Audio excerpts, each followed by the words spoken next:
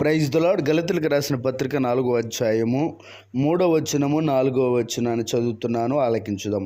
అటువలే మనమును బాలురమై ఉన్నప్పుడు లోక సంబంధమైన మూలపాఠములకు లోబడి దాసులమై ఉంటిమి. అయితే కాలము పరిపూర్ణమైనప్పుడు దేవుడు తన కుమారుని పంపెను.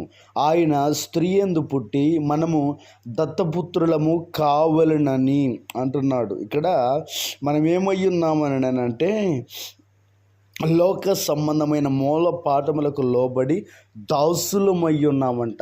లోక సంబంధమైన మూల పాఠములు ఏమిటి అని అంటే, లోకములో ఉన్నదంతా శరీరాశ, నేత్రాశ, జీవపు డంబము. శరీర ఆశకి లోబడి పాపంలో పడిపోతున్నారు, నేత్రాశకు లోబడి పాపంలో పడిపోతున్నారు. కనుక పాపములో ఉన్న మనల్ని దేవుడు తన కుమారుని ద్వారా తన కుమారులుగా, కుమార్తెలుగా, దత్తపుత్రులనుగా చేసుకోవాలని యేసుక్రీస్తు ప్రభువుని ఈ లోకానికి